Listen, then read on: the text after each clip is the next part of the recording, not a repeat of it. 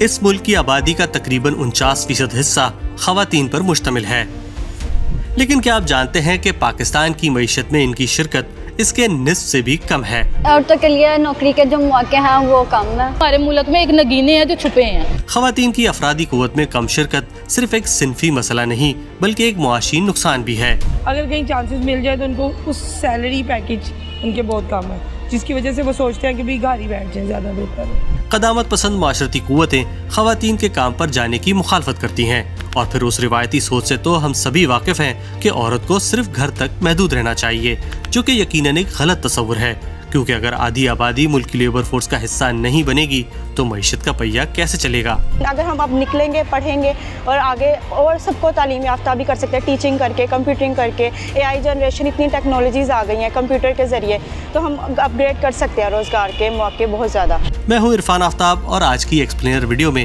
یہ سمجھنے کی کوشش کرتے ہیں کہ پاکستان میں خواتین کی ورک فورس میں شمولیت کی صورتحال کیا ہے اور اس میں بہتری کیسے ممکن ہے۔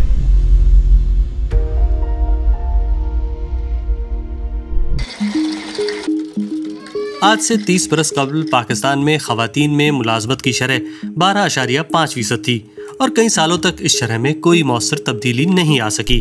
پھر وقت کے ساتھ ساتھ جیسے جیسے خواتین کے حقوق کے لیے آوازیں بلند ہونے لگیں تو اس شرح میں بھی مسلسل اضافہ ہونے لگا، مگر پچھلے کئی سالوں سے ایک بار پھر یہ شرح جمود کا شکار ہو چکی ہے۔ پاکستان میں خواتین کی لیبر فورس میں شمولیت تقریباً 23% ہے، جبکہ مردوں میں یہ شرح 70% سے بھی زیادہ ہے۔ اگر چند جنوبی ایشیائی ممالک سے موازنہ کریں تو بنگلہ دیش 36%، بھارت 30%، نیپال 43%، اور اگر ایک اور مسلم اکثریتی ملک جیسے کہ ملیشیا کی بات کریں تو وہاں یہ صورتحال یکسر مختلف ہے۔ وہاں خواتین میں ملازمت کی شرح 37% ہے، اور اس کی وجہ بہتر تعلیم اور کام کی جگہوں پر خواتین کے لیے زیادہ رواداری ہے۔ اب سوال یہ ہے کہ آخر پاکستان اس معاملے میں پیچھے کیوں رہ گیا؟ خواتین کے لیے مساوی حقوق کا آغاز روزگار کے مواقع سے ہوتا ہے، اور پھر پاکستان میں اکثر خواتین کو معمول کے چھوٹے موٹے کاموں کے لیے گلی محلے، پبلک ٹرانسپورٹ اور کام کی جگہوں پر ہراسانی کا سامنا کرنا پڑتا ہے۔ اس کے علاوہ خواتین کو جاب مارکیٹ میں شامل ہونے سے روکنے والی ایک اور بڑی رکاوٹ ہے تعلیم کی کمی۔ اگر ایک خواتین یا ایک عورت یا ایک لڑکی اگر وہ نہیں پڑھے گی، اپ گریڈ نہیں ہوگی، نہ وہ اپنے آپ ارد گرد کے لوگوں کو تعلیم دے سکتی ہے، نہ وہ خود نکل سکتی ہے روزگار کے لیے۔ بعض پیرنٹس ہوتے ہیں وہ عورتوں کو گھر سے باہر نکلنے کی اجازت نہیں دیتے کہ وہ میٹرک کے بعد تعلیم حاصل کر سکیں، جس کی وجہ سے عورتوں کو جو نوکریاں وہ نہیں مل رہی۔ سب سے زیادہ ان کو اپنی ایجوکیشن کی طرف توجہ دینی چاہیے، ٹھیک ہے؟ زیادہ سے زیادہ آپ وہ ایجوکیشن لیں جس سے آپ آگے مارکیٹ میں جا کے اس کا کوئی فائدہ ہو۔ ذرا اس بات پر فوکس کرتے ہیں اور ایسی چند خواتین کی کہانی جانتے ہیں جن کے لیے تعلیم ہی بہتر زندگی کی کنجی ثابت ہوئی۔ صوبیہ یعقوب لاہور کے مختلف کلینکس میں بطور ڈاکٹر کام کرتی ہیں۔ انہیں آنکولوجی کے شعبے میں خاص مہارت حاصل ہے۔ وہ اپنے مریضوں کو کینسر سے لڑنے میں مدد دیتی ہیں۔ میں ہمیشہ سے ڈاکٹر بننا چاہتی تھی، لیکن MBBS میں داخلہ لینے اور آگے بڑھنے کے بعد میں نے آنکولوجی کو چنا کیونکہ اس شعبے میں لوگ کم تھے اور یہ ایک عام مرض ہے۔ پاکستان میں خواتین میڈیکل کے شعبے میں اب بھی نسبتاً کم ہیں، لیکن ڈاکٹر صوبیہ نے اپنی جگہ بنانے کا ہنر سیکھ لیا ہے۔ وہ بطور یونیورسٹی لیکچرر بھی کام کرتی ہیں اور کئی مرد ساتھیوں سے زیادہ تعلیم یافتہ ہیں، جو انہیں تعصبات کا مقابلہ کرنے میں مدد دیتا ہے۔ میرے کام کی جگہ پر اکثر مجھے یہ مشکل پیش آتی ہے کہ لوگ نہیں چاہتے کہ میں ان سے اعلیٰ مقام پر ہوں۔ ڈاکٹر صوبیہ کے خاندان کی خواتین نے کبھی بھی گھر سے باہر کام نہیں کیا تھا اور طبی ٹیم کی سربراہی تو بالکل نہیں کی تھی۔ ہم سے پچھلی نسل میں خواتین گھریلو کام کاج کرتی تھیں، لیکن اب معاشرہ بدل رہا ہے اور اس تبدیلی کا اثر میرے خاندان پر بھی پڑا ہے۔ میری بہنیں بھی اب ملازمتیں کر رہی ہیں۔ اس سابقہ ہونہار طالبہ کا ماننا ہے کہ اگر پاکستانی خواتین مقامی لیبر مارکیٹ میں داخل ہونا چاہتی ہیں تو اس کے لیے تعلیم کلیدی حیثیت رکھتی ہے۔ بنیادی طور پر خواتین میں تعلیم کی کمی ہی وہ اہم رکاوٹ ہے جس کی وجہ سے خواتین روزگار کے شعبے میں کم دکھائی دیتی ہیں۔ ڈاکٹر صوبیہ نے ایک خاص اسکول میں تعلیم حاصل کی جس نے ان کے لیے کیریئر کے دروازے کھول دیے۔ پاکستان میں تقریباً 900 کیئر اسکولز ایسے مخصوص ادارے ہیں جو سرکاری اور نجی شعبوں کی شراکت داری میں کام کر رہے ہیں۔ یہاں تعلیم اردو اور انگریزی دونوں زبانوں میں دی جاتی ہے۔ لڑکیوں اور لڑکوں کو عموماً علیحدہ پڑھایا جاتا ہے، لیکن بعض اوقات مخلوط کلاسز بھی ہوتی ہیں۔ پہلے تھیں کہ وہ کہتے تھے کہ بچیوں کو آگے نہیں بڑھنا چاہیے پیرنٹس، اور یہاں پہ چونکہ ہم بچیوں کو اس سے آگے ان کے فیوچر کے حوالے سے اور سیفٹی کے حوالے سے بات ان کے پیرنٹس سے بھی کرتے ہیں اور بچیوں کو، کہ آنے والا دور جو ہے وہ بوائز اور گرلز کے فرق کا نہیں ہے، ہر ایک کو اپنا اپنا رول اپنے سوسائٹی میں پے کرنا ہی کرنا ہے، تو اس لیے بچیوں کو یہ اس حساب سے آگے بڑھنے کے لیے موٹیویٹ زیادہ کیا جاتا ہے کیئر میں۔ ان لڑکیوں میں سے تقریباً 30% ہائی اسکول ڈپلوما حاصل کرتی ہیں۔ یہاں تعلیم مفت فراہم کی جاتی ہے اور اسکول کا نظام مختلف معاون اداروں کی سرپرستی سے چل رہا ہے۔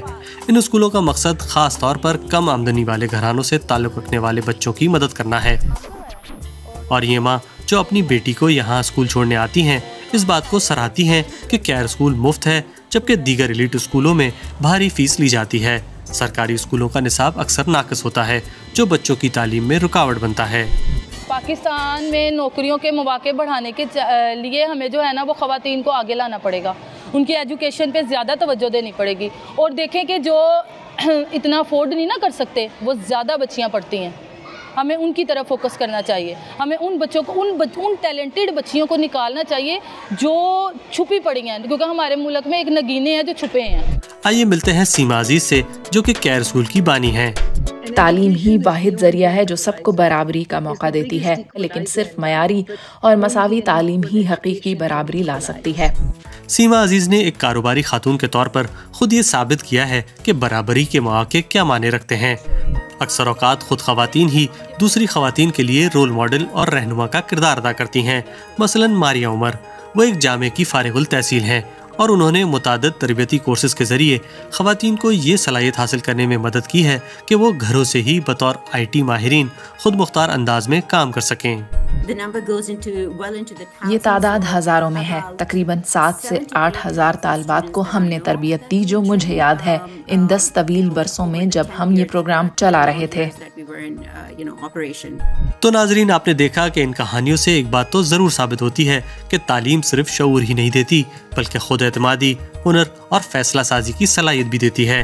ایک تعلیم یافتہ عورت اپنے پیروں پر کھڑی ہو سکتی ہے، اپنے خاندان کو سنوار سکتی ہے اور معیشت کی ترقی میں ایک مضبوط کردار ادا کر سکتی ہے۔ مگر قصہ یہیں ختم نہیں ہوتا۔ ایک اور غور طلب بات یہ ہے کہ پاکستان میں زیادہ تر خواتین تعلیم، صحت، زراعت اور ہنرمندی کے کاموں میں مصروف ہیں، مگر ان میں سے 70% سے زیادہ خواتین غیر رسمی شعبوں یا انفارمل سیکٹرز میں کام کرتی ہیں، جہاں نہ تو تنخواہوں کی کوئی ضمانت ہے، نہ سیکیورٹی کی اور نہ ہی کسی قانونی تحفظ کی۔ لیکن دوسری طرف اچھی خبر یہ ہے کہ تبدیلی آ رہی ہے۔ تعلیم یافتہ خواتین نہ صرف ملازمتیں حاصل کر رہی ہیں بلکہ کاروبار، فری لانسنگ اور قیادت کے شعبوں میں بھی آگے بڑھ رہی ہیں، اور یہ سفر تبھی کامیاب ہوگا جب ہر عورت کو تعلیم اور روزگار کا موقع دیا جائے گا۔ پاکستان کی ترقی بھی تبھی مکمل ہوگی جب اس کی خواتین مضبوط، خود مختار اور تعلیم یافتہ ہوں گی۔ اس لیے عوام اور حکمرانوں کو چاہیے کہ وہ مل کر خواتین کے لیے تعلیم، روزگار اور تحفظ کو یقینی بنائیں، کیونکہ جب عورت کام کرے گی تو پاکستان آگے بڑھے گا۔ اگر آپ کو یہ ویڈیو پسند آئی تو اسے لائک اور شیئر کریں اور ہمارے چینل کو سبسکرائب کرنا مت بھولیے گا۔ ہمیں کامنٹ سیکشن میں بتائیں کہ آپ کے خیال میں خواتین کی شرکت بڑھانے کے لیے سب سے ضروری قدم کیا ہے۔ ابھی کے لیے مجھے عرفان آفتاب اور ہماری پوری ٹیم کو اجازت دیجیے۔ بہت جلد آپ سے اگلی ویڈیو میں ملاقات ہوگی۔